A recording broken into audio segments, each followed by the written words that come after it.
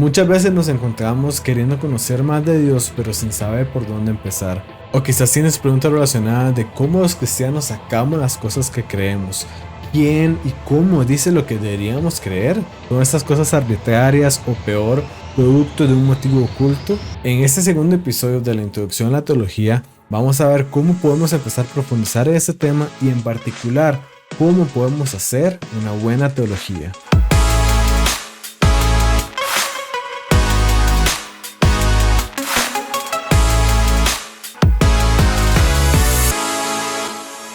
Como les comentaba, quise hacer una serie introductoria a la teología porque he visto que es algo que hay muchas personas que quieren conocer más, pero también lamentablemente en español tenemos muy pocos recursos al respecto. Entonces quería hacer una serie que fuera introductoria, sencilla, fácil de seguir, pero también de muy buena calidad, espero. Y que fuera útil, ¿verdad? Que nos permitiera ir creciendo y profundizar un poco más en este tema. Ese es el segundo episodio. El primero hice justamente la introducción a la teología y hoy vamos a empezar a ver cómo podemos empezar a profundizar sobre ese tema tan importante. En el episodio pasado terminé con que afortunadamente somos afortunados porque Dios se nos ha revelado, ¿verdad? Porque Dios no quiso, primero porque Dios quiso crearnos, pero también porque nos creó y no quiso nada más dejarnos ahí, sino que Dios quería y quiere tener comunión con nosotros y en medio de esto se nos ha revelado, ¿verdad? Él ha dejado formas en que podemos conocerlo a Él, ¿verdad? Y ese estudio de la revelación de Dios es finalmente lo que llamamos teología, que eso es lo que significa, es el estudio de Dios, el conocimiento de Dios.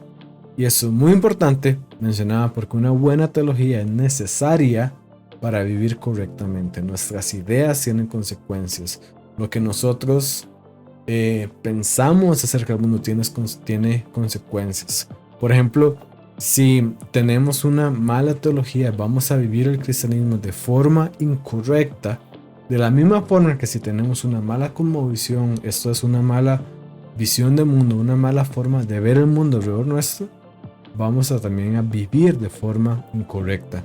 Y entonces, por ejemplo, ¿qué pasaría si nosotros creyéramos que la salvación es por obras, ¿verdad? O que el amor de Dios es condicional, que depende de nuestros méritos, que depende de lo que hagamos? Esta idea errónea en ambos casos nos haría vivir erróneamente nuestro cristianismo y nuestra vida. Por eso es importante conocer bien a Dios, estudiar lo que Él nos ha dicho de cómo es Él, para entonces poder vivir correctamente. Nuestra cosmovisión, nuestra forma de pensar debe estar formada y también informada por la verdad, y esto lo conocemos también principalmente por la revelación de Dios, que a final de cuentas, por eso es que esto también es un mandamiento. Y en Mateo 22:37 está esto donde Jesús dice: y amarás al Señor tu Dios con todo tu corazón, con toda tu alma y con toda tu mente. Entonces, cómo empezar en la teología, ¿verdad? Muchas veces vemos un libro, ¿verdad? Y la Biblia, y pensamos que todo va a estar ahí a mano, ¿verdad? Y que no tenemos que hacer ningún trabajo más allá de leerlo para realmente poder analizarlo profundamente, ¿verdad? Y en el caso de la Biblia podemos entender las verdades principales si hacemos esto, pero ahí podemos ir mucho más profundo y Dios nos hace una invitación a ir mucho más profundo en nuestro conocimiento de Él. Y aquí podemos ver que la Biblia no es un libro de teología sistemática. Ahora, sé que esta puede ser una palabra nueva para muchos, digamos. ¿Y qué es esto? La teología sistemática es el estudio de Dios, como les decía, eso es teología. Y sistemática se refiere a que es de forma sistematizada, es por categorías. Es decir, podemos hablar de las doctrinas de la revelación de Dios, podemos hablar de la doctrina de Dios, de las doctrinas de la encarnación de Jesús, del Espíritu Santo, de la iglesia, Es decir, un estudio de Dios de forma sistematizada por las diferentes categorías que tenemos. Ahora bien, la Biblia no es un libro de forma en forma de teología sistemática. La Biblia no nos dice aquí está la doctrina de las últimas cosas, lo que va a pasar en los últimos tiempos, ¿verdad? La Biblia no nos dice esto. Y por esta razón es que muchas veces no encontramos la formulación de una doctrina de forma explícita en la Biblia, sino que encontramos los datos en crudo o las evidencias en la Biblia y nosotros procesamos y con base a ello nosotros formamos las doctrinas. Es decir, en la Biblia encontramos los datos en crudo y nosotros procesamos esos datos y los llegamos a hacer doctrina. Una analogía que se me ocurre es como si fuéramos arqueólogos y vamos escarbando y encontramos huesos y finalmente el arqueólogo tiene la tarea de poner los huesos juntos y puede analizar el esqueleto de forma sistematizada, ya como nosotros lo podamos entender también. Entonces, en el proceso que nosotros estamos llevando de analizar los datos, ¿verdad? De recopilar primero todos los datos que hay en la Biblia y luego procesarlos, debemos asegurarnos que la doctrina que nosotros construyamos, que el resultado que nosotros lleguemos, cumpla dos cosas. La primera es que se fundamente en las evidencias que encontramos en la Biblia, es decir, queremos al final de cuentas que sea una doctrina bíblica, ¿verdad? No es nada más un conjunto de ideas que a mí me parece bien, ¿verdad? O que yo quiero y me gustan. No, es una doctrina bíblica, debe estar fundamentada en el texto, en lo que nosotros encontramos en la Biblia, y también nos debe ayudar a explicarlos, ¿verdad? Y aquí un ejemplo de esto es la doctrina de la Trinidad. Hay varios textos que nos hablan de la doctrina de la Trinidad y también esta doctrina nos ayuda a explicar varios textos. Entonces, nuevamente, los dos principios, los dos criterios es que la doctrina que nosotros vayamos a construir debe estar fundamentada en las evidencias que hay en la Biblia y también nos debe ayudar a explicarlas, ¿verdad?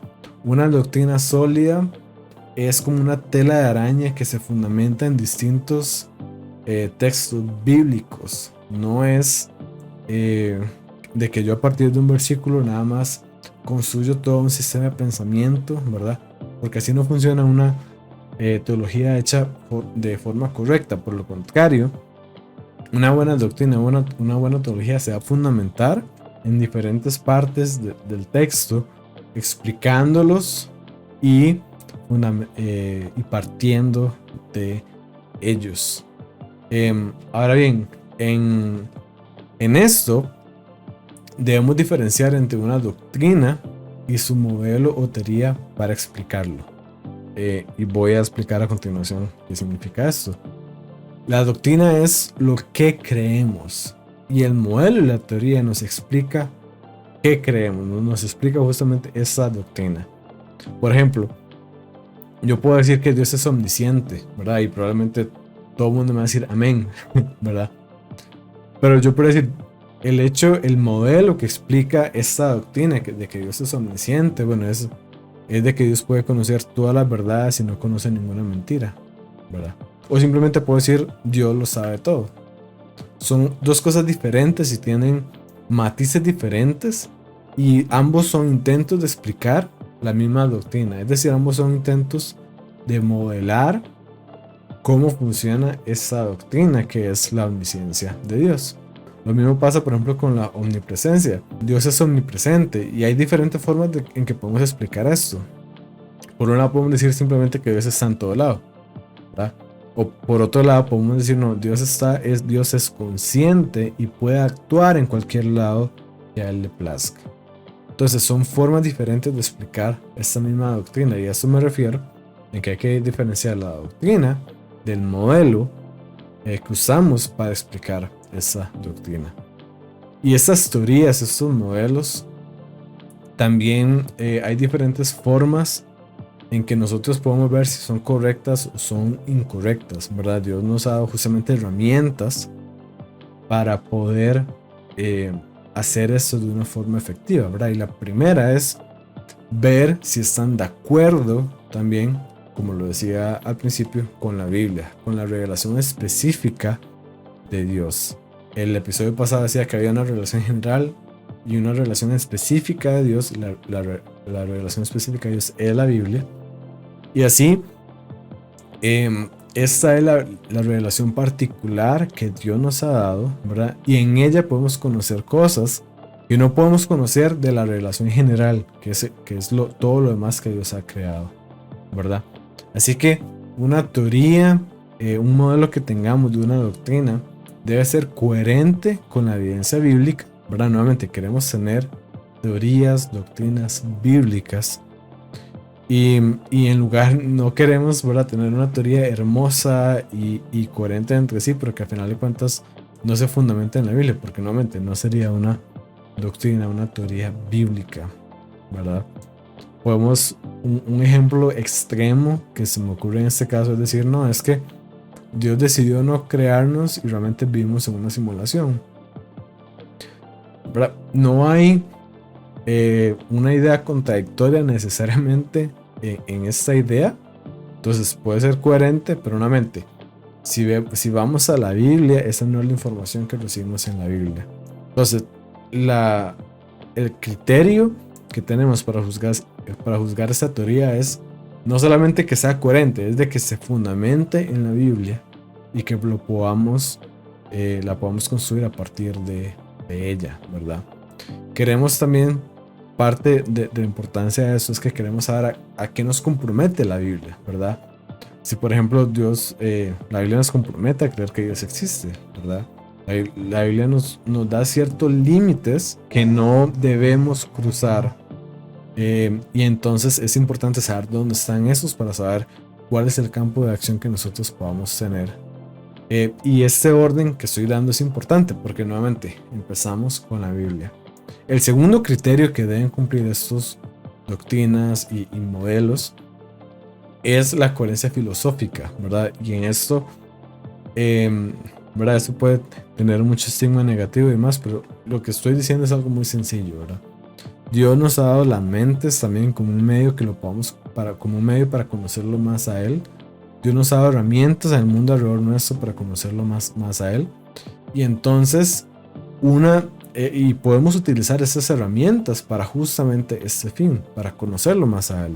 Entonces también es importante ver que esas doctrinas y teorías, modelos que nosotros tengamos, no vayan a ser contradictorias, ¿verdad? No vayan a ir en contra de la lógica, porque si no también ya podríamos decir que son incorrectas, ¿verdad? Y la filosofía nos ayuda a lograr esto, porque nos ayuda, entre muchas otras cosas más, a saber qué cosas son contradictorias y qué cosas no son ciertas. Entonces, voy cerrando este episodio aquí. El pasado fue la introducción a la teología, por qué es importante hacer teología. Aquí vimos cómo empezar a hacer teología. Vimos que nuestro papel es recabar las evidencias que hay en la Biblia y formular una doctrina, formular un modelo que es para esta doctrina, que debe ser tanto coherente bíblicamente, que se fundamente en el texto y que también tenga validez filosófica. Con esto voy cerrando este episodio, y el siguiente vamos a hablar justamente de los atributos de Dios. ¿Cómo es este Dios en el que nosotros creemos? ¿Qué características tiene? Así que no te los puedes perder, porque te aseguro, casi que te aseguro que vas a poder ver cosas y aprender cosas de Dios que probablemente no sabías antes, ya cuando podamos ver de forma sistematizada qué atributos, qué cosas nos dice Dios que Él tiene y qué cosas podemos ver que Él es también.